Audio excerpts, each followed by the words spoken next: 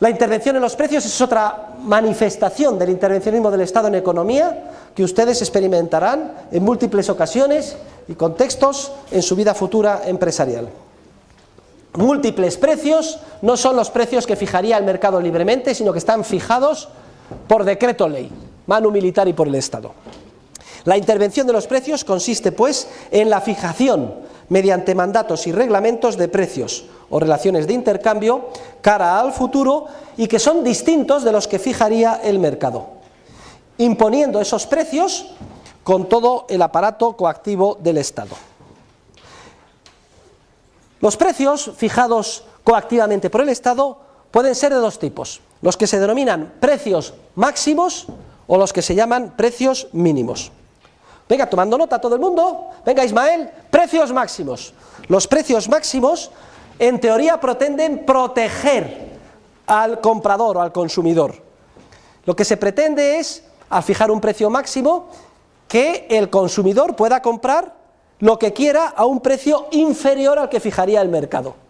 De ahí que el precio máximo sea tan atractivo para los consumidores y objeto de manipulación demagógica. Porque ustedes todos los días compran leche, pan, etcétera. Si les preguntan democráticamente, ¿les parece bien que todo lo que compran ponga el Estado un precio máximo que sea la mitad de lo que están pagando? Todo el mundo contestaría, pues claro, me parece fenomenal. Fíjense la tentación de que la haga el político o de que la pidan los consumidores o ambas cosas a la vez. Ahora, es tan esquizofrénica la intervención del Estado que no se conforma solo con establecer precios máximos inferiores a los que se fijaría en el mercado para favorecer a los consumidores. ¿Por qué quedarse aquí en la esquizofrenia de la intervención estatal? Tengamos la parejita. No solo vamos a fijar precios máximos, también vamos a fijar precios mínimos. ¿En qué consiste el precio mínimo? El precio mínimo tiene como objetivo favorecer al vendedor. Y lo que es el precio mínimo es un suelo, siempre se pone por encima del que fijaría el mercado. Y entonces lo que se pretende es favorecer al vendedor para que pueda vender lo que quiera a un precio superior al que fijaría el mercado. ¿Vale? Entonces yo les hago a ustedes otro referéndum democrático. Vamos a ver, ¿quién está conforme con lo siguiente? Con que todo lo que vende, por ejemplo, sus servicios laborales, sus salarios, tengan un nivel superior al que fija el mercado. Es decir, que ganen todos más o puedan vender por encima. Pues todo el mundo diría, pues yo como vendedor me parece una idea fenomenal, que me pongan un precio mínimo. Y fíjense la esquizofrenia, que como todos somos a la vez simultáneamente compradores y vendedores de algo, todos, en eso consiste el mercado, pues resulta que como compradores que nos pongan precios máximos para que podamos lo que queramos mucho más barato de lo que fija el mercado. Eso sí, que como vendedores nos pongan precios mínimos para que podamos vender muchísimo más caro que lo que fijaría el mercado. Y todo el mundo, cuando le ofrecen esto, todo el mundo pica y dice, fenomenal, pero qué idea más genial, este sí que es un líder político, vamos a votarle. Claro que la izquierda tiene conciencia social y sabe lo que hay que hacer. Pero vamos a ver, no sean ustedes asnos, piensen un poco, ¿cómo va a ser posible que a nivel social como compradores tengamos precios máximos y se nos garantice poder comprar lo que queramos por debajo del mercado, y como vendedores precios mínimos y se nos garantice poder vender lo que queramos por encima a precios superiores a los del mercado? Oiga, ¿cómo va a ser tal cosa posible? Si como compradores estamos pagando a un vendedor. Pero hecha este prolegómeno, esta introducción sobre la esquizofrenia de la intervención en los precios, vamos a ver ahora con más detalle cuáles son los efectos, desde la perspectiva de la teoría económica, de la introducción de ambos tipos de precios. Y vamos a empezar, en primer lugar, por los precios máximos. Los precios máximos, como he dicho antes, siempre se fijan a un nivel inferior a lo que fijaría el mercado. Es como si dijéramos un techo por encima del cual no puede subir. Nadie, ningún Estado fija un precio máximo por encima del que fijaría el mercado, porque no tiene ningún sentido. Siempre se fija por debajo del que fijaría el mercado. Entonces, ¿cuál es el efecto en términos de teoría económica de los precios máximos? En todos los libros de texto neoclásicos y centrados en el paradigma del equilibrio al uso, se centran básicamente en este primer efecto que voy a comentar ahora, que es el efecto de aparición inmediata de un fenómeno de escasez. pero no se centra en el segundo efecto, que es todavía más importante, relativo a la malsana influencia que tiene el precio máximo sobre el espíritu empresarial. Vamos a ver, si se fija un precio de mercado, un precio por ley inferior al de mercado, a ese precio tan bajo, inmediatamente surge muchísimas más personas que quieren comprar que los que están dispuestos a vender. A un precio de mercado, las cantidades que se ofrecen y demandan son parecidas. Si el precio se establece a un nivel más bajo, y eso lo vimos al estudiar la determinación del precio en competencia bilateral, surgen muchas más personas que demandan el bien afectado por el precio máximo que personas que lo ofrecen. Y entonces inmediatamente, ¿qué pasa? Que no hay suficiente cantidad de bien para satisfacer la demanda incrementada por ese precio reducido, que es el precio máximo. Y como no hay suficiente bien para dar a todos, a ese precio tan bajo, surge siempre un fenómeno de escasez. Entonces tomen buena nota, siempre. Y como no ha quedado bien claro, lo diré una segunda vez, siempre. Y para que quede todavía más claro, lo diré una tercera, siempre. Que se establece un precio máximo con el poder coactivo del Estado, por debajo del que fijaría el mercado, surge el fenómeno de la escasez. Y como no hay para todos, hay que buscar sistemas alternativos de distribución del bien escaso en relación con la demanda superabundante. Y surgen unos fenómenos que son curiosos, que ustedes también podrán observar cuando establecen los precios máximos. Si no hay para todos, pues entonces inmediatamente se organiza un sistema, puede ser de distribución de ¿qué? Lo que llaman los americanos first come, first served basis. El primero que llegue, el primero se lo lleva. Se organiza en una cola, cuando hay un precio máximo, una cola. Y entonces los primeros de la cola pueden comprar el bien, y los que están detrás de la cola no pueden adquirir el bien. Venga, tomen nota, a ver qué pasa con la cola. Venga, caballero. Luego, precio máximo, inmediatamente escasez. Efecto primero, ¿cómo distribuyese si hay escasez? Colas, una cola. Pero claro, muchas veces se dice, es injusto, hacemos una cola de 20 personas y solo pueden comprar la leche los primeros 6 y los otros 14 se quedan sin nada, eso es injusto. Entonces viene el político y dice, joder, menudo lío me he metido por poner el precio máximo y hay colas y además es injusto y clamor popular. Ya está lo que tengo que hacer. Para que todos puedan llevarse algo, voy a racionar la poca leche que hay entre los 20 de la cola. Se establece lo que se llaman las cartillas de racionamiento. Como no hay para todos, vamos a dar una cartilla de racionamiento, y su cartilla de racionamiento le da derecho a tantos kilos de pan, a medio litro de aceite, etc. Y no se rían ustedes, porque sus bisabuelos y abuelos han vivido en épocas con cartillas de racionamiento, cuando había precios máximos en España. Hay otro sistema de asignación del recurso, si no funciona el mercado, porque hay un precio máximo. Yo tengo que comprar y no hay para todos. La amistad, oye, que te hice tal favor tal día, véndeme por favor un jamón, o otro procedimiento todavía más morboso para tratar de convencer al vendedor de que te venda a ti. Pueden ustedes desarrollar su imaginación cuanto quieran. O en última instancia la violencia. Hay un totum revolutum y va la gente a la tienda, la rompe y se lleva el televisor debajo del brazo. Fíjense ustedes, todos son procesos violentos, redundantes, injustos y absurdos en el momento en que el mercado deja de funcionar y se establece el precio máximo por parte del Estado. Pero es que ese fenómeno de la escasez, que es reconocido en todos los libros de texto de economía, se ve aún más agravado por el perverso efecto que tiene el establecimiento del precio máximo sobre el espíritu empresarial. Porque ya saben ustedes que el espíritu empresarial se mueve por los beneficios que esperan obtener los empresarios. Si en un ámbito concreto se limitan los precios que pueden cobrar, se eliminan los beneficios. Y entonces todo el ímpetu empresarial se redirige, abandona esa área, ese ámbito en el que hay precios máximos y se va a otras líneas donde puede obtener pues más beneficios. Entonces, ¿qué es lo que pasa? El problema de la escasez se agrava todavía más. Solo había una posibilidad de acabar con la escasez, dirigiendo todo el espíritu empresarial a tratar de solucionar el problema de la escasez, pero como el incentivo esencial, que es el beneficio, se elimina con el precio máximo, el problema de la escasez se hace todavía más grave. Afortunadamente, el mercado se busca soluciones a estas ineficiencias que generan los precios máximos. Y esas soluciones en muchas ocasiones tienen que ser soluciones al margen de la ley. Afortunadamente surgen mercados negros, que se llama, que al margen de la ley tratan de solucionar el problema de escasez, de colas, de racionamiento, etcétera, típico del precio máximo. Vamos a ver una concatenación lógica de acontecimientos.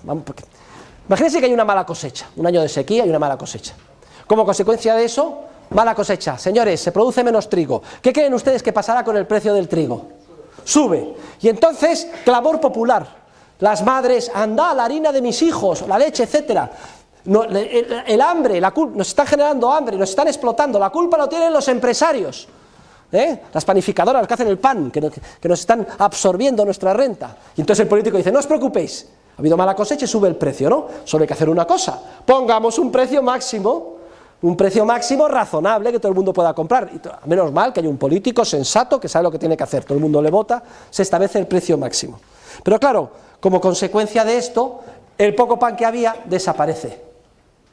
Y surgen las colas, las cartillas de racionamiento, la violencia, el amiguismo, etc.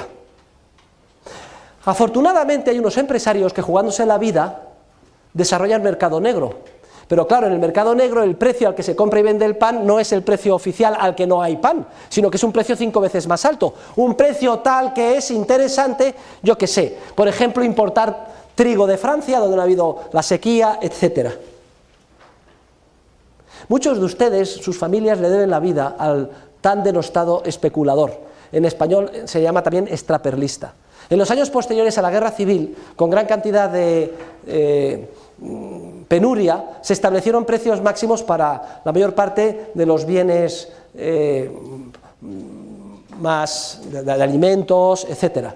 Como consecuencia de esto había una escasez tremenda, pero afortunadamente había mercado negro y se sabía que se podía comprar a precios más altos el aceite, el pan, jamón, etcétera. Y aunque eran precios mucho más altos, esto salvó de la muerte y del hambre a muchísimas personas.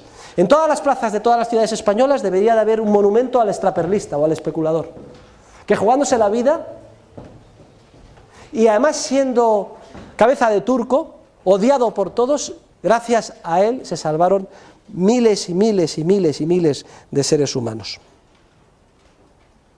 Debería haber una estatua, un reconocimiento a ellos.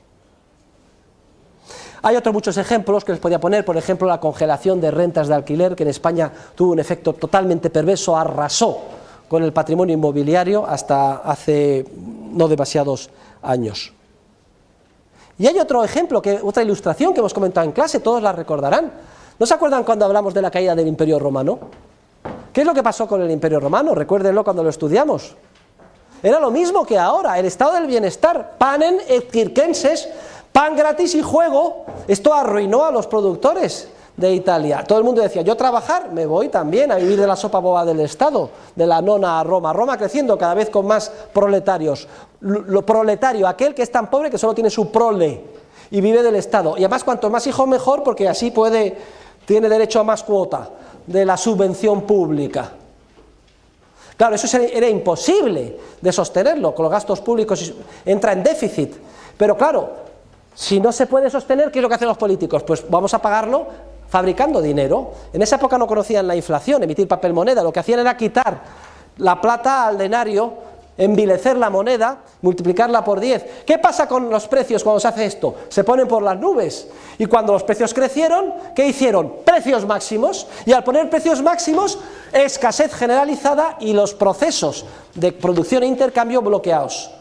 Lo que era un floreciente mercado común, comparable con el de la Unión Europea en cuanto a su extensión, salvando las diferentes etapas históricas, desaparece y se derrumba, y los bárbaros simplemente pasan a ocupar las ruinas de resultado de la autodestrucción como consecuencia del estado del bienestar y del intervencionismo en el Imperio Romano. Es otro ejemplo que pueden ustedes recordar y analizar.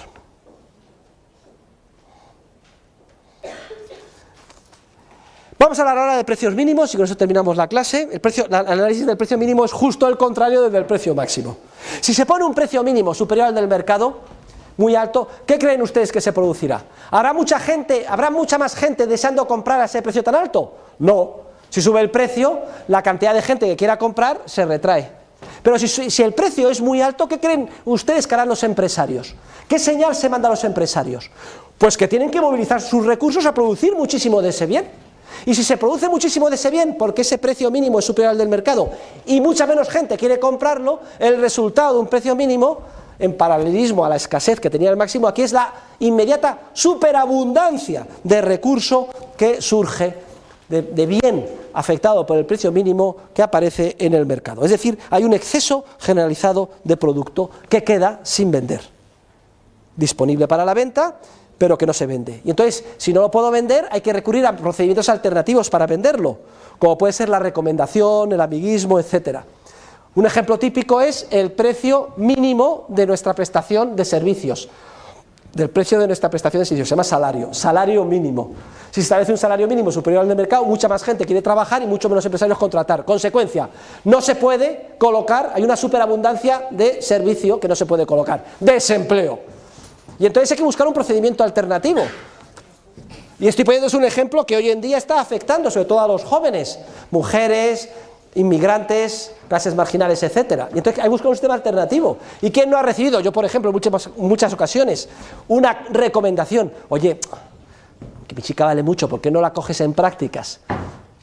Y te empiezan a presionar. Si es que en el mercado no hay que presionar, ni hay que buscar el amiguismo, ni los procesos se solucionan en base a la violencia, ni a cartillas de racionamiento, sino simplemente por el mutuo acuerdo, y no hay que recomendar a nadie.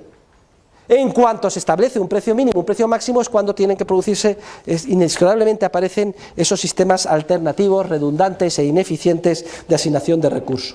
Y totalmente injustos, porque a lo mejor hay dos personas, una de más valía y no consigue el puesto de trabajo porque la recomendada es otra. ¡Qué injusticia! La injusticia la crea la intervención del Estado en economía. El proceso libre de mercado evita las injusticias, evita la necesidad de tener que caer en esos mecanismos alternativos de colocación del producto. Y claro, no solo surge la superabundancia, sino el efecto sobre la función empresarial. Es que si se pone un precio alto, los empresarios se lanzan a producir ese bien. Por ejemplo, las famosas primas sobre las empresas de energía solar, etcétera. ¿Qué es lo que ha pasado? Pues que se han movilizado se han creado miles de empresas con paneles solares, etcétera, para vender energía eléctrica, porque tiene una subvención, un precio muy superior al precio kilovatio normal. Incluso, y luego sale la televisión, corrupción, qué malos son los empresarios, qué gente, resulta que están vendiendo luz de paneles solares por la noche. Coño, si por la noche no hay luz, no hay sol, ¿qué es esto? Pues que han comprado un aparatito, un generador con gasoil, producen la electricidad y la venden a 27 céntimos en vez de a 7. Las cifras deben de ser así. O a 40. ¿Es que les extraña a ustedes esto? No, es lo más obvio. Y le echan la culpa al empresario y no al sistema que han creado ellos de precios mínimos. Otro ejemplo típico, la política agraria comunitaria. Por una serie de razones se dice que hay que apoyar al campo, pobres agricultores. Vamos a establecer unos precios mínimos para los productos agrícolas superiores a los que fijaría el mercado.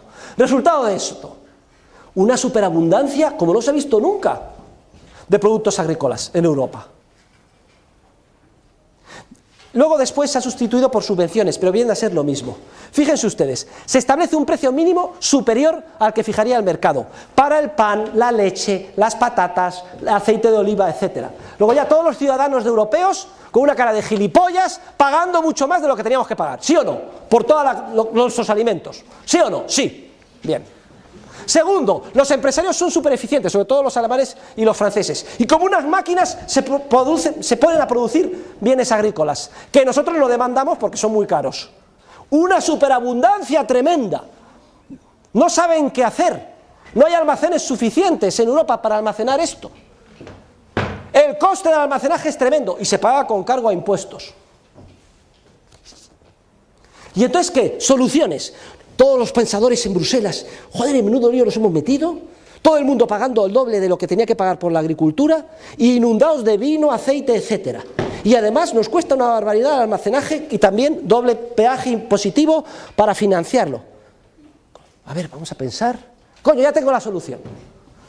Ya está la solución. Dos soluciones. Geniales, como se nos ha ocurrido antes.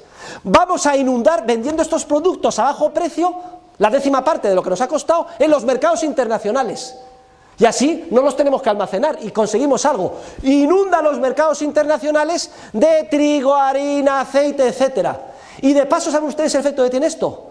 sobre los países del tercer mundo, que lo único que producen es agricultura. Arruinamos a los países del tercer mundo.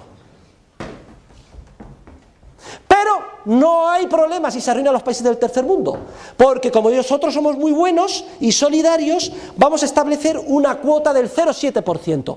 Otro impuesto, fíjense ustedes, ya llevamos 3, Primero se nos obliga a pagar el doble por los productos agrícolas, luego impuestos para almacenarlos, y ahora otro impuesto para el 0,7% para, de alguna forma, tapar nuestra mala conciencia y que estos pobres países del tercer mundo que están pasándolo tan mal necesitan una redistribución de la renta.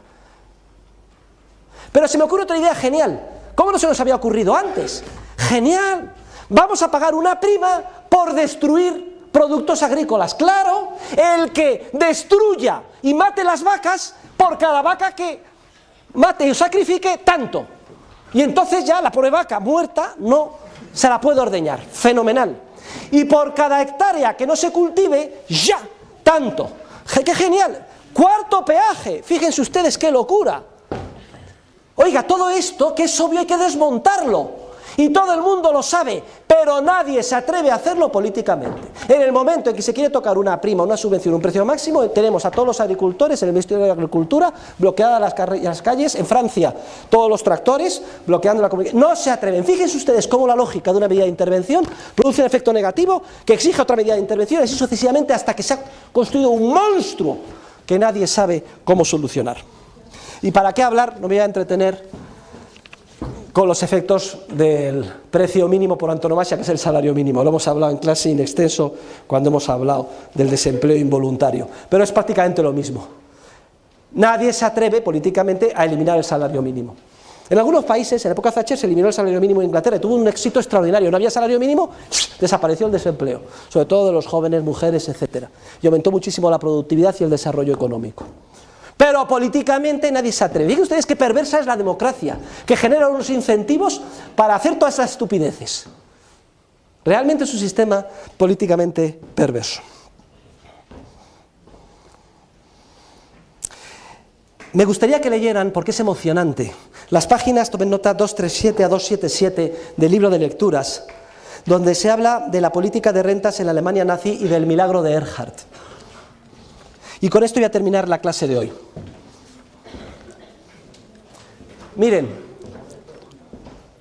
termina la Segunda Guerra Mundial, Alemania destruida por los bombardeos, etcétera, 11 millones de muertos en Alemania, ocupada por las potencias ganadoras, Inglaterra, Francia, Estados Unidos y Rusia. Vienen las potencias occidentales, no piensen ustedes que eran los comunistas, de eso ya se sabe lo que hay que esperar. Y dicen, esto no hay tutía que se pueda organizar un país hundido.